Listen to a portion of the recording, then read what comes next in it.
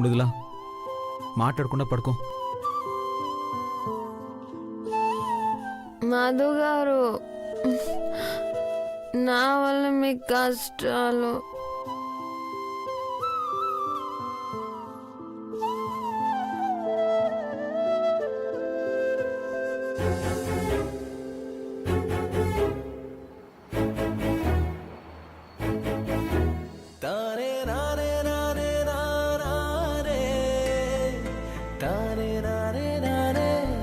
మధు గారు,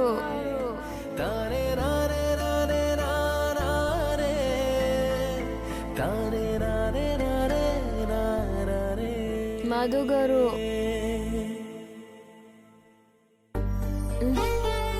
మృదులా లేవు. మృదులా పడుకో. మృదులా మీరు చాలా మంచోళ్ళు మధు గారు. Good boy. నా బంగారం మీరు. దేవుడు, రాముడు మీరు. సరే మృదులా పడుకో. నిద్ర రావట్లేదు మధు గారు. మీరు నిజంగా బంగారం మధు గారు. నన్ను ఎంత బాగా చూసుకుంటున్నారు. నన్ను కాపాడారు, తాళి కూడా కట్టారు. నా కోసం మీ జీవితాన్నే ఇచ్చేశారు. నా అదృష్టం మధు గారు. నన్ను పైన పడుకోబెడతారు, మీరు మాత్రం కిందే పడుకుంటారు. అమ్మ చూసినట్టే చూసుకుంటారు. మీరు దేవుడు మధు గారు. కానీ నేనేదో తప్పు చేస్తున్నాను. నా వల్లే మీకు మాటలు. మిమ్మల్ని బాధ పెడుతున్నాను మధు గారు. లేదు మృదులా, నువ్వే తప్పు చేయలేదు. నీ వల్ల నాకే బాధ లేదు. లేదు మధు గారు.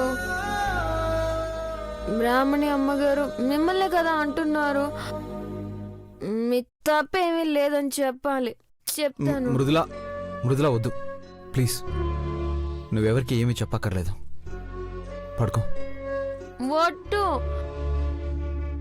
నిద్ర రావట్లేదు కదా మధు గారు.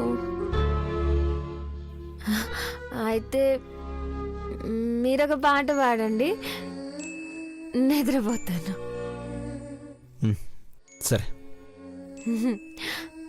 మా మంచి మధు గారు. నువ్వు పడుకో.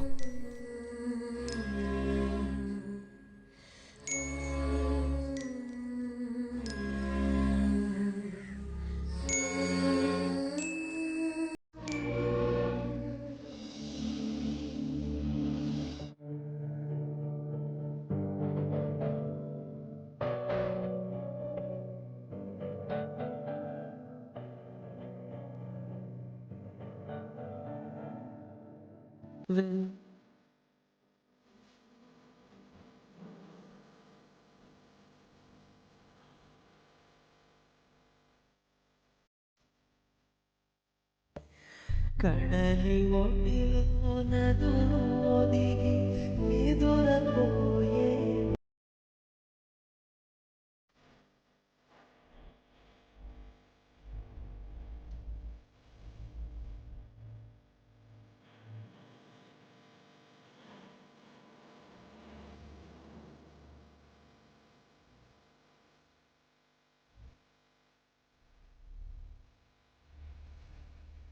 ఆశయన్నడు విడువదా వనగరాద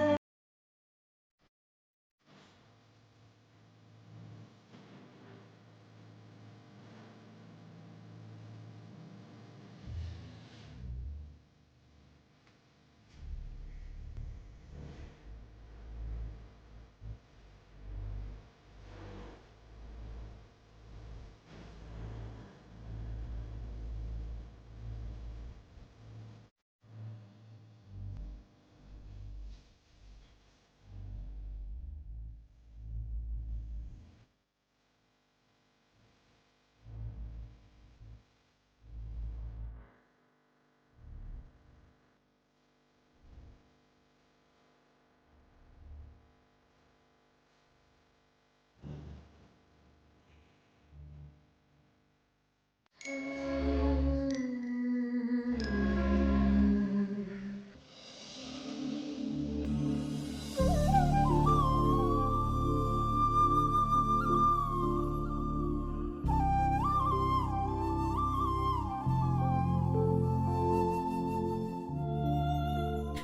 ఏ శుభకార్యం చేసినా ఏదో ఒక ఆటంకం పంతులు గారు. ఈ పెళ్లికి మాత్రం ఏ ఆటంకం రాకూడదు. మంచి ముహూర్తం పెట్టండి. అలాగేనమ్మా. ఏదో మానసి విషయంలో జరిగింది కదా అని నా విషయంలో కూడా జరుగుతుందని వరి అయితే ఎలా మామ్? మధు అన్నయ్యని ఎత్తుకుపోయినట్టు తరుణ్ బావని ఎత్తుకుపోవడానికి ఎవరూ లేరులే మామ్.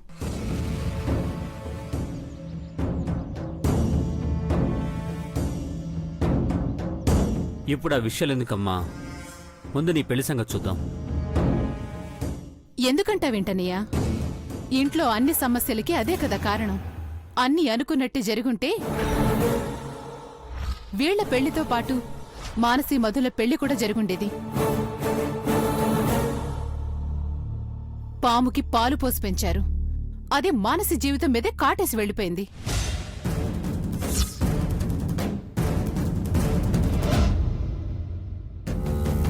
ఇప్పటికైనా పోయిందేం లేదన్నయ్యా. మీరు మానసి ఒప్పుకుంటే వీళ్ల పెళ్లితో పాటు మానసి పెళ్లి కూడా జరిపించొచ్చు.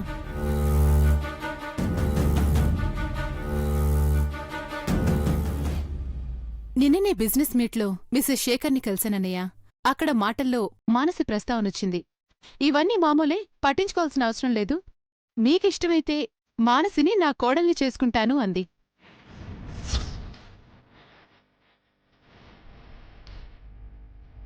మిస్సెస్ శేఖర్ గారి సంబంధం అయితే మంచిదే వదినా.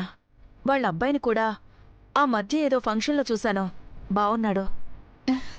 ఇప్పుడింకా బావున్నాడు. ఇదిగో వాట్సాప్లో ఫోటోలు కూడా వచ్చాయి. ఏది? చూడండి. ఆగు భారతి, మనకి నచ్చడం కాదు, ముందు మానసికి నచ్చాలి. కరెక్టే.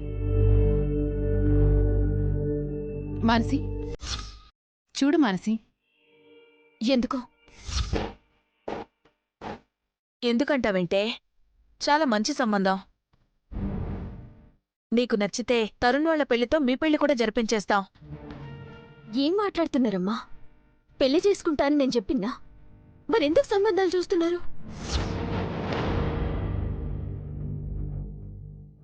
అసలు నువ్వేం మాట్లాడుతున్నావే? పెళ్ళిడికొచ్చిన అమ్మాయి ఇంట్లో ఉంటే పెళ్లి సంబంధాలు చూడరా? అయినా నువ్వేం చేద్దాం అనుకుంటున్నావు? ఇంకా అదే ఆలోచిస్తున్నావా?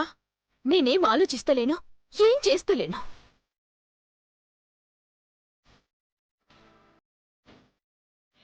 నాకు పెళ్ళొద్దు, సంబంధాలేవి చూడొద్దని చెప్పిన కదా.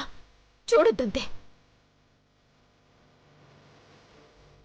అది కదమ్మా, ఇలాగే ఈ విషయం గురించి ఆలోచిస్తూ నువ్వు బాధపడుతూ మమ్మల్ని బాధపెట్టడం తప్పించి ఏం ఉపయోగం చెప్పు? ఏదో జరిగిందని ఇక్కడే ఆగిపోతే ఎలా? ముందుకెళ్ళాలమ్మా. పోనీ నీ మనసులో ఏముందో చెప్పు. మధు పెళ్లి చేసుకోలేదని జీవితాంతం ఇలాగే పెళ్లి చేసుకోకుండా ఉండిపోతావా? ఏం చెప్పి మాత్రం ఏం ప్రయోజనం వద్దా?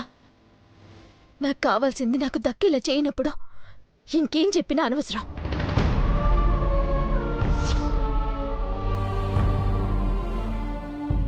నా జీవితాన్ని నాకు వదిలేయండి. నాకు నచ్చినట్టు నన్ను బతకనియండి. నీకు నచ్చినట్టుగా నువ్వు బతుకుతావు, మాకేం సంబంధం లేదంటే ఇక తల్లిదండ్రులుగా మేమెందుకే? నీ జీవితం మీద మాకేం హక్కు లేదా? ఉందమ్మా, చాలా హక్కుంది. కాని నా జీవితం మీద నాకింకా ఎక్కువ హక్కుంది. మీకు హక్కుంది కదా అని మీకు నచ్చింది చెయ్యాలని చూస్తే నాకు నచ్చింది నేను చేసుకోవాల్సి వస్తుంది. నా ఫోటోకి దండేయడం తప్పించి ఇంకేం మిగలదా?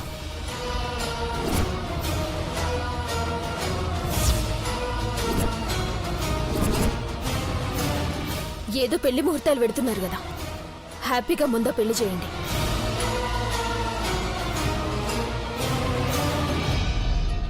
నా సంగతి తర్వాత. కంగ్రాట్స్ సరియా. నీకు కూడా కంగ్రాట్స్ చెప్పే రోజు తొందరలోనే రావాలి మానసి. అది నీ చేతుల్లోనే ఉంది. అదే మానసి పెళ్లి చేసుకునే రోజు రావాలి, నేను కూడా కంగ్రెస్ చెప్పాలి అన్నాను, అంతే. అసలు అదేం మాట్లాడుతుందండి? దీని మనసు ఎలా మార్చాలి? కొద్ది రోజులు వదిలేయడమే మంచిది వదిన. ముందైతే ఇంట్లో ఈ శుభకార్యం జరగనివ్వండి, తర్వాతంతా మంచి జరుగుతుంది. పంతులు గారు, ముహూర్తం చూసారా? దగ్గరలో 2 ముహూర్తాలు ఉన్నాయమ్మా. మీకు ఏది అనుకూలమైతే అదే ఖాయం చేద్దాం.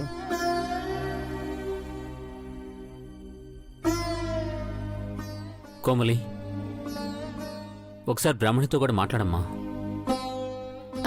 అలాగేనయ్యా.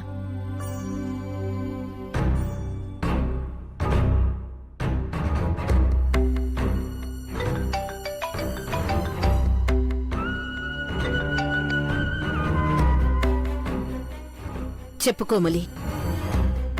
అక్క, సరియు తరుణ్ల పెళ్లికి ముహూర్తాలు పెడుతున్నా. కోమలి, ఆ ఇంట్లో పెళ్లి కాదు కదా, చావున్నా కూడా నాకు ఫోన్ చేయొద్దు.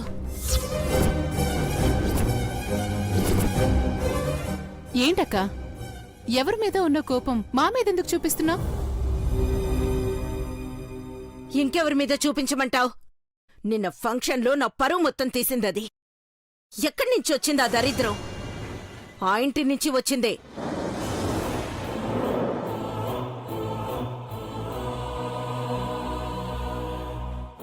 ఇంకా ఇంటికి సంబంధించి ఏ విషయం నాతో మాట్లాడొద్దు.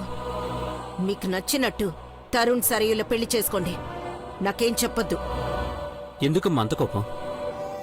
పెద్ద పండక్కి మనం అంతా కలిసి నాన్నకు బట్టలు పెడదాం అనుకున్నాం కదా. అన్నీ మర్చిపోయి ప్రశాంతంగా ఇంటికి రామ్మా. నేను రాను, ఏదీ వదలను. నా కన్న తండ్రికి ఇక్కడ నేనే బట్టలు చూపించుకోగలను. మీ ప్రేమలకు ఒక దండం. నన్ను వదిలేయండి.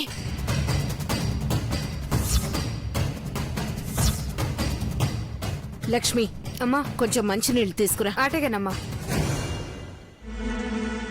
పెద్దమ్మ రాదు మావయ్య.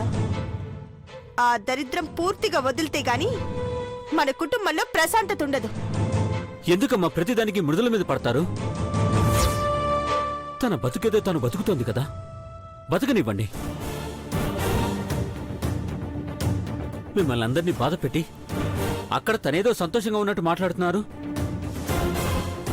కానీ ప్రతి క్షణం పోరాడుతూనే ఉందన్న సంగతి మీకు తెలీదు. తన గురించి మంచిగా ఆలోచించకపోయినా పర్వాలేదు, కానీ ఏడవద్దు.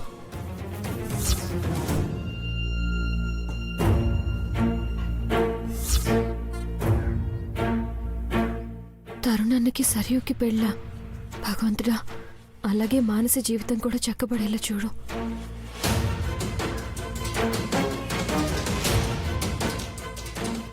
అయ్యో, మోటార్ ఆపడం మర్చిపోయాను పైన. అమ్మా, మీరెళ్ళి అమ్మగారికి మంచినీళ్ళు ఇవ్వండి. అయ్యో, నేనా? పర్వాలేదు, ఇవ్వండమ్మా. ఇలాంటి అవకాశాలు ఉపయోగించుకుంటేనే కదా అమ్మగారికి దగ్గరయ్యేది. వెళ్ళండమ్మా, వెళ్ళండి, తీసుకోండమ్మా. వెళ్ళండమ్మా, తీసుకోండి.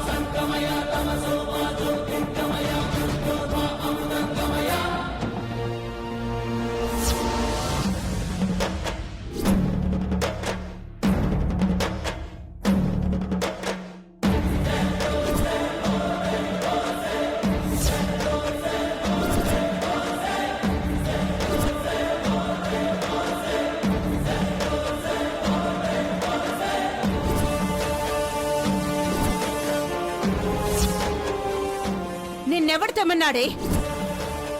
పొద్దున్నే నీ దరిద్ర ముఖం చూడాలా?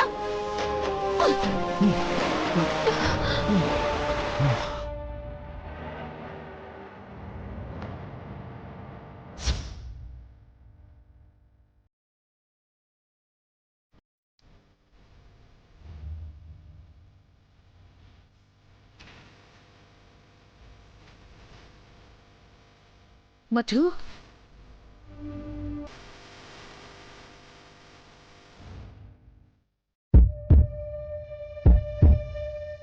మధు గారు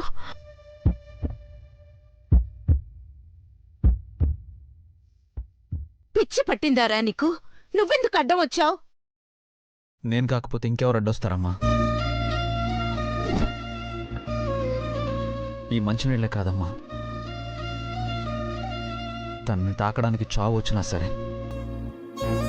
ఇలాగే అడ్డుగా నిలబడతాను.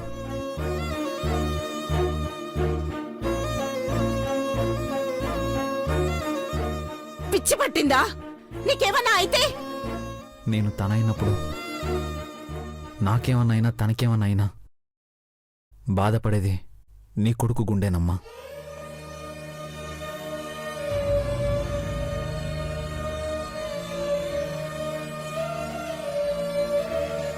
మా పెళ్లి హడావుడిగా జరిగిపోయినా అప్పుడు చెప్పిన మంత్రాలు, వాటి అర్థాలు ఇప్పుడిప్పుడే గుర్తుకొస్తున్నాయి. తను వదిలిపెట్టను. తన ఆనందంలోనూ బాధలోనూ తోడుగా ఉండాలి కదమ్మా. అందుకే ఇప్పుడు కష్టంలో తనకు అడ్డొచ్చాను.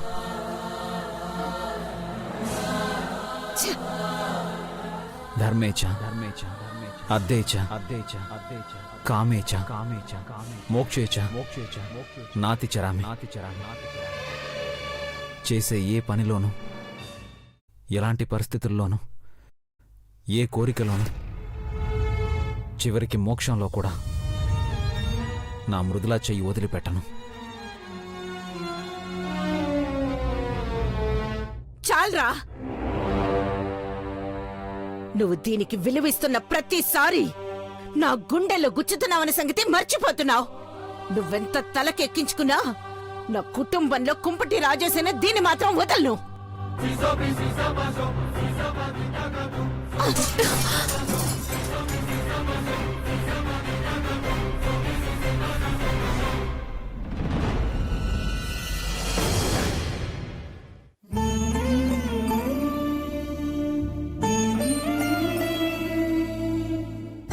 మధు గారు,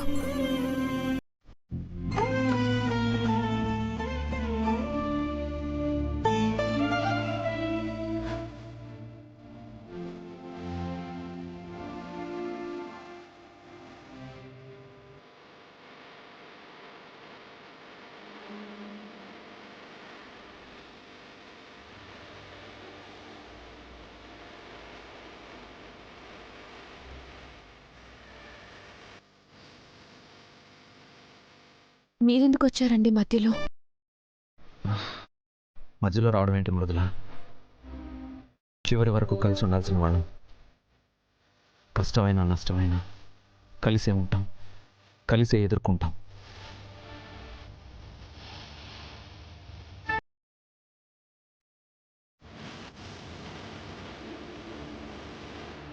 మృదుల,